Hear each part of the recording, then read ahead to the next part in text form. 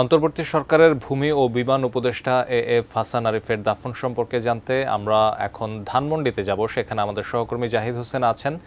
জাহিদ, বাদ এশা হাসান আরিফের প্রথম নামাজে জানাজা অনুষ্ঠিত হবার কথা, এই মুহূর্তে কি অবস্থা দেখতে পাচ্ছেন এবং ওনার সহকর্মীরা এসে কি বলছেন? উপদেষ্টা হাসান আরিফের মরদেহ ইতিমধ্যে ল্যাব 8 থেকে বাইতুল আমান মসজিদের দিকে রওনা দিয়েছে এবং এখানে তার প্রথম জানাজা এখানে অনুষ্ঠিত হবে।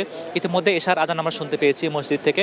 এশার নামাজের পরেই মূলত তার প্রথম জানাজা সেটি এখানে অনুষ্ঠিত হবে এবং ইতিমধ্যেই অনেক উপদেষ্টা ইতিমধ্যে এখানে এসেছেন জানাজা অংশ নেওয়ার জন্য। এর পাশাপাশি প্রধান উপদেষ্টা অধ্যাপক ডক্টর মোহাম্মদ ইউনূস তিনি এখানে উপস্থিত হবেন এবং জানাজায় অংশ নেবেন এবং আমরা সেই তথ্যটি এখন পর্যন্ত নিশ্চিত হতে পেরেছি।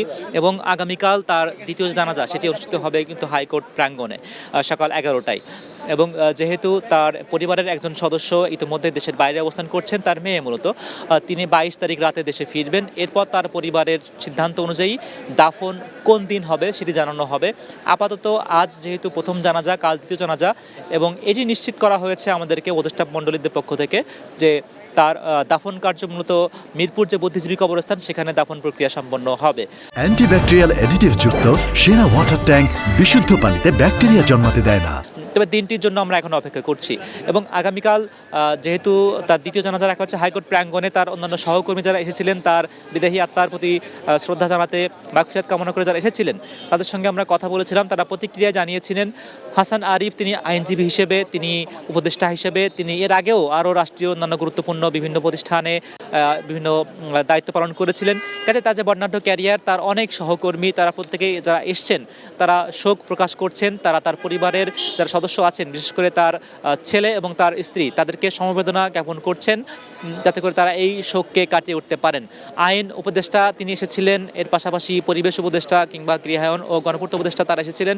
ইতিমধ্যে এই সকল উপদেষ্টাগুলো তারা ধানমন্ডির এই মসজিদ প্রাঙ্গণেও আসছেন যারা জানাজায় অংশ নেবেন। জানাজায় অংশ নেওয়ার জন্য ইতিমধ্যে বিমান বাহিনীর যিনি প্রধান এবং সেনাপ্রধান তারাও এখানে এসে উপস্থিত হয়েছেন এবং খুব অল্প সময়ের মধ্যেই বর্তমানে অন্তর্বর্তীকালীন সরকারের যিনি প্রধান উপদেষ্টা তার এই মুহূর্তে এখানে আসার যে তোড়জোড় সেটি আমরা দেখতে পাচ্ছি। এখানকার নিরাপত্তা ব্যবস্থা বেশ জোরদার করা হয়েছে এই জানাজাকে কেন্দ্র করে। পরবর্তীতে হয়তো বা আমরা আরও খবর জানতে পারবো জানাজার। আমরা দেখছি যে লাশবাহী যে ফ্রিজিং গাড়ি সেটি মূলত এই মুহূর্তে ল্যাব 8 থেকে সেটি ধানমন্ডি বাইতুল আমান মসজিদে সেটি এখন আনা হয়েছে। অর্থাৎ উপদেষ্টা হাসান আরিফের মরদেহ বহনকারী যে লাশবাহী ফ্রিজিং গাড়ি সেটি এই মুহূর্তে এসে পৌঁছালো এবং এখন এশার নামাজ হবে। এশার নামাজ পরেই মূলত জানাজা সেটি সম্পন্ন হবে এবং এখানে বেশ যাচাই বাছাই করে নিরাপত্তা ব্যবস্থা জোরদার করে যারা যারা এখানে নামাজের জন্য আসছেন, সেনা সদস্যরা আছেন, এসএসএফ সদস্যরা আছেন, তারা সেই প্রক্রিয়াটি দেখভাল করছেন এবং যাতে করে কোনোভাবেই এই ঘটনাকে কেন্দ্র করে কিংবা এই শেষ শ্রদ্ধা জানাতে যাতে করে কোনো প্রকারের বিশৃঙ্খলা না হয় এবং আইন শৃঙ্খলার কোনো ধরনের কোনো নেতিবাচক কোনো ঘটনা না ঘটে সেদিকে তারা নজর রাখছেন। এবং আমরা যেটি বারবারই বলছিলাম, প্রধান উপদেষ্টা তিনি কিন্তু ল্যাব 8 হাসপাতালেও গিয়েছিলেন এবং এখানে বাইতুল আমান মসজিদ প্রাঙ্গণে যে জানাজা সেখানেও তিনি আসবেন খুব শীঘ্রই।